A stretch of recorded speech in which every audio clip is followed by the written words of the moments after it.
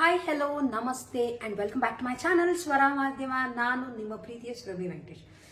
Actually video start ಮಾಡುವಂಥ plan ಇರಲಿಲ್ಲ, ಏಕೆಂದರೆ ಬೇರೆ ಏನಾದರೂ ಮಾಡೋಣ ಅಂತ ಪ್ಲ್ಯಾನಲ್ಲಿ ಇದ್ದೆ. ಬಟ್ ಆ್ಯಕ್ಚುಲಿ ಇವತ್ತು ಸೆಟ್ ದೋಸೆ ಮಾಡ್ತಾ ಇದ್ದೆ.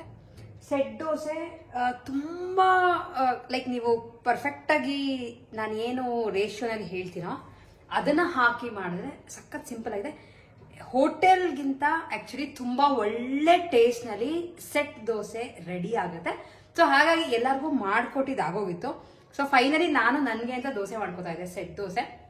ಹಾಗಾಗಿ ನಿಮ್ಗಳಿಗೂ ತೋರ್ಸೋಣ. ಯಾಕೆಂದ್ರೆ ಕೆಲವು ಸಲ ಏನಾದ್ರೆ ಗೊತ್ತಾ, ಒಬ್ರೊಬ್ರು ಒಂದೊಂದು ಮಾಡಿ ಮಾಡಿ ಮಾಡಿ ಅದಕ್ಕೆ ಕಾಯಿ ಹಾಕ್ಬೇಕು, ಇದು ಹಾಕ್ಬೇಕು, ಅದು ಹಾಕ್ಬೇಕು ಅಂದಾಗ ಒಂಥರ ತುಂಬಾ ರೇಜ್ಗೆ ಕೆಲಸ ಅಂತ ನಾವು ಅದನ್ನ ಮಾಡಕ್ ಹೋಗಲ್ಲ. ಆರಾಮಾಗಿ ಹೋಗ್ತೀವಿ, ಹೋಟ್ಲಲ್ಲಿ ಪೇ ಮಾಡ್ತೀವಿ, ತಿಂತೀವಿ. ಬಟ್ ಇದು ಸಿಕ್ಕಾಪಟ್ಟೆ ಚೆನ್ನಾಗಿ ಆಗುತ್ತೆ. ಏನೇನು ಹಾಕಿದೀನಿ ಅಂದ್ರೆ ಲೆಕ್ಕದಕ್ಕೆ ಹೇಳ್ತಾ ಇರೋದು 200 ಗ್ರಾಮ್ ಅಷ್ಟು ದೋಸೆ ಅಕ್ಕಿ ಹಾಕಿದ್ದೀನಿ.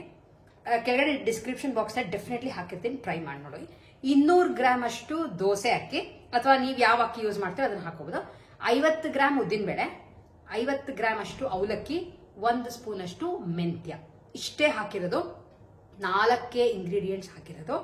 ಕರೆಕ್ಟಾಗಿ 6 ಅವರ್ಸ್ ನೆನೆಸಿದ್ದೀನಿ. ಅಂದ್ರೆ ಆಲ್ಮೋಸ್ಟ್ 1 ಗಂಟೆ ಅಷ್ಟೊತ್ತಿಗೆ ಮಧ್ಯಾಹ್ನ ಇದನ್ನ ನೆನೆಯಕ್ಕೆ ಇಟ್ಟೆ.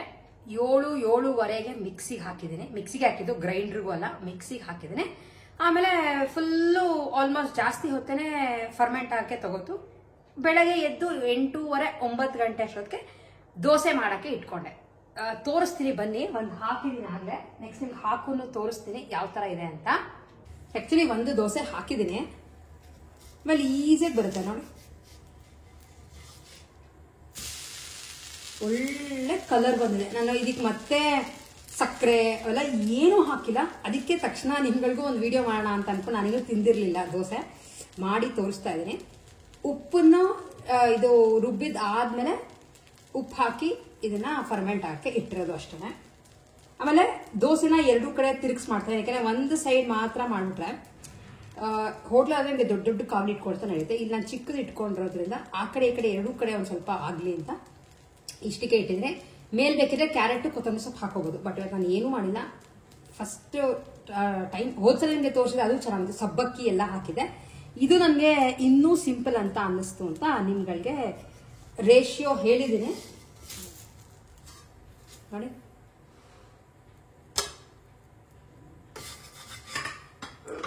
ಒಂದು ಹಾಕಿ ತೋರಿಸ್ತೀನಿ. ಹಿಟ್ಟಿನ ಹದನೂ ನೋಡ್ಕೊಂಡ್ಬಿಡಿ. ಇಷ್ಟಿದೆ, ಈ ತರ ಇದೆ ಹಿಟ್ಟಿನ ಹದ.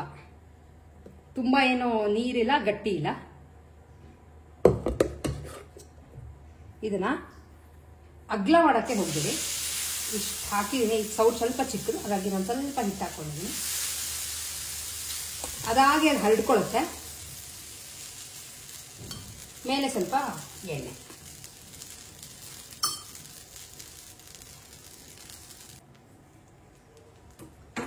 ಸೊ ಇದಾಗಿದೆ. ತುಂಬಾ ಈಸಿಯಾಗಿ ಬರುತ್ತೆ ನೋಡಿ.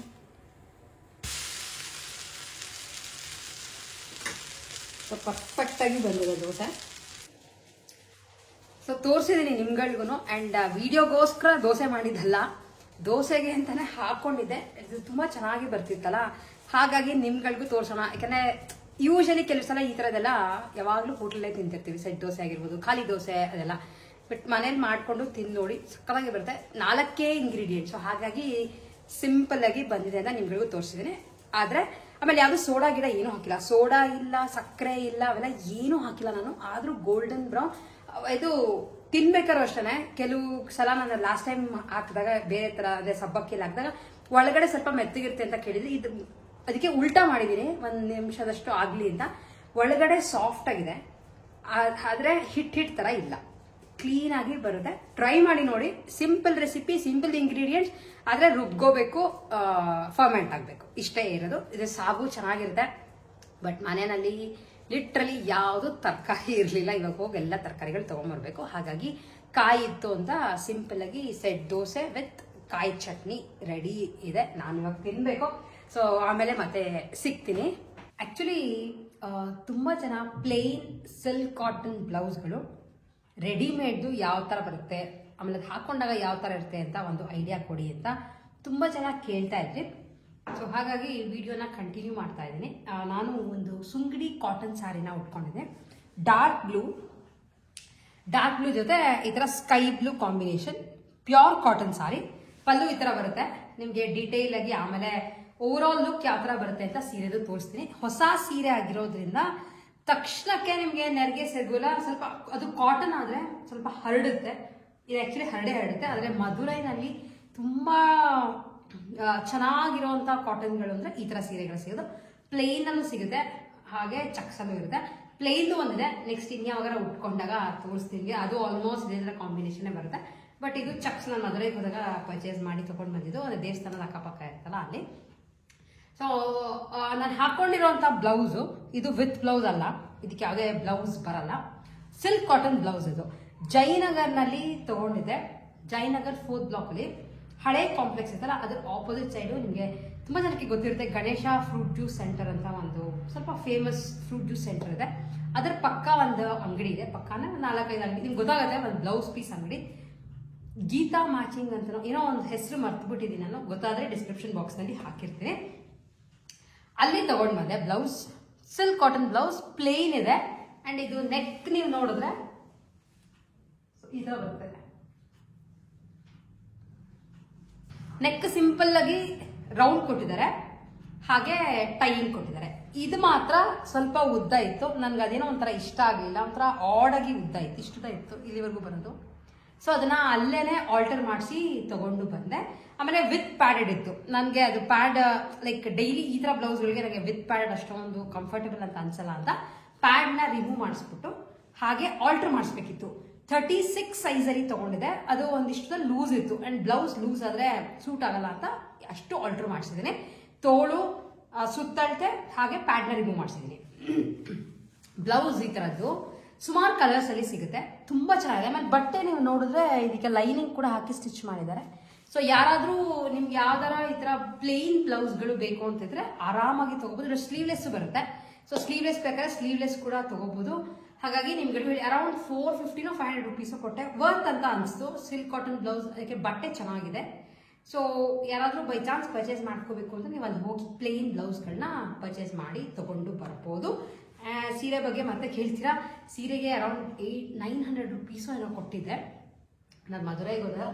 ಸೊ ಈ ಥರ ಬರುತ್ತೆ ಸ್ಯಾರಿ. ಓವರ್ ಆಲ್ ಸ್ಯಾರಿ ತುಂಬ ಚೆನ್ನಾಗಿದೆ. ಆದರೆ ನೋಡಿ, ಕೆಲವು ಸಲ ಏನನ್ಸುತ್ತೆ ಕಾಟನ್ ಸ್ಯಾರಿ ಬರೀ ಲೈಕ್ ತುಂಬ ಏಜ್ ಆಗಿರೋರು ಮಾತ್ರ ಕಾಟನ್ ಸ್ಯಾರಿ ಉಟ್ಕೋತಾರೆ ಅನ್ನೋದೆಲ್ಲ ಇತ್ತು. ಈಗ ಈ ನಡುವೆ ಕಾಟನ್ ಎಷ್ಟು ಟ್ರೆಂಡಲ್ಲಿದೆ, ಎಲ್ಲರೂ ಕಾಟನ್ ಸ್ಯಾರಿ ಉಡ್ತಾರೆ. ಈ ಥರ ಸಿಂಗಲ್ ಲೇಯರ್ ಹಾಕೊಂಡ್ಬಿಟ್ರಂತೂ ಸಕಾಗುತ್ತೆ. ಆಮೇಲೆ ಈ ಥರ ಕಾಟನ್ ಸ್ಯಾರಿಗೆ ತುಂಬ ಹೆವಿ ಆಕ್ಸೆಸರೀಸ್ ಎಲ್ಲ ಏನೂ ಹಾಕಕ್ಕೆ ಹೋಗಿಲ್ಲ. ಯಾಕೆಂದರೆ ಕಾಟನ್ ಸಾರಿನೇ ಹೈಲೈಟ್ ಆಗಬೇಕು. ಸೊ ಹಾಗಾಗಿ ಅಷ್ಟೊಂದೆಲ್ಲ ಮೇಕಪ್ ಕೂಡ ನಾನು ಏನೂ ಮಾಡಿಲ್ಲ. ನನ್ಗೆ ಏನನ್ಸುತ್ತೆ ಅಂತಂದರೆ, ಸೀರೆ ಹೈಲೈಟ್ ಆಗಬೇಕು ಅಂದರೆ ನಾವು ನಮ್ಮ ಜುವೆಲ್ಸ್ ಆಗಿರ್ಬೋದು ಅಥವಾ ತುಂಬ ಒಂಥರ ಓವರ್ ಮೇಕಪ್ ಎಲ್ಲ ಮಾಡಿದಾಗ ಏನಾಗುತ್ತೆ, ಮೇಕಪ್ ಗಮನ ಸೆಳೆಯೋದಷ್ಟರದಾಗಿ ಸೀರೆ ಸೆಳೆಯಲ್ಲ ಗಮನ. ಹಾಗಾಗಿ ನನ್ಗೇನು ಅಂತ ಅಂದರೆ ನನ್ಗೇನು ಅನ್ಸುತ್ತೆ ನನ್ನ ಮಾತ್ರ ನಿಮ್ಮ ಜೊತೆ ಶೇರ್ ಮಾಡ್ಕೋತಾ ಇರ್ತೀನಿ ಅಷ್ಟೇ. ಸೊ ನನ್ಗೇನು ಅನ್ಸುತ್ತೆ ಅಂದರೆ, ನನಗೆ ಸೀರೆ ತುಂಬ ಹೈಲೈಟ್ ಆಗಬೇಕು. ಲೈಕ್ ನಾವು ಮೇಲೆ ಮಾಡ್ಕೊಳ್ತಾ ಮೇಕಪ್ ಆಗಿರ್ಬೋದು, ಆಕ್ಸೆಸರೀಸ್ ಆಗಿರ್ಬೋದು ಜಾಸ್ತಿ ಆಗಬಾರ್ದು ಅಂತ ಸಿಂಪಲಾಗಿ ನಾನು ಹಾಕೋತೀನಲ್ಲ, ದಿನ ಅದೊಂದು ಸಲ ಹಂಗೆ ಹಾಕೊಂಡಿದ್ದೀನಿ. ಒಂದು ಮುತ್ತಿಂದು ಓಲೆ ಹಾಕೊಂಡು, ಸೊ ನಾರ್ಮಲ್ ಒಂದು ಬಳೆ, ಒಂದು ವಾಚಿ ನಾರ್ಮಲ್ ಆಗಿದೆ ಇರ್ತಾರೆ ಅಷ್ಟೇ. ನಾನು ಏನೂ ಮೇಕಪ್ ಮಾಡಿಲ್ಲ, ಹಂಗೇನೆ ನಿಮ್ಗಳ ಮುಂದೆ ಬಂದಿದ್ದೀನಿ. ಈ ಥರ ಇದೆ ಸೀರೆ. ತುಂಬ ಹಳೆ ಸೀರೆಗಳಿವೆಲ್ಲ. ಅಂದರೆ ಇದೆಲ್ಲ ಇವಾಗ ಬಂದಿರೋ ಅಂಥ ಟ್ರೆಂಡ್ ಅಲ್ಲ. ನಾನು ಸುಮಾರು ಹಿಂದೆನೂ ಎಲ್ಲ ನೋಡ್ತಾ ಇದ್ದೆ, ಕೇಳ್ತಾ ಇದ್ದೆ, ಸುಂಗಡಿ ಕಾಟನ್ ಸಾರೀಸ್ ಅಂತೆಲ್ಲ. ಸೊ ಈ ಥರ ಇದೆ. ಹೇಗಿದೆ ಸ್ಯಾರಿ ಅನ್ನೋದನ್ನ ನನಗೆ ಕಾಮೆಂಟ್ ಮಾಡಿ ತಿಳಿಸಿ. ಆ್ಯಂಡ್ ನನಗೆ ಅದು ಚೆನ್ನಾಗಿ ಕಾಣಿಸ್ತಿದ್ಯಾ ಅಂತ ಹೇಳಿದ್ರೆ ಮಿಸ್ ಮಾಡಿಬಿಡಿ.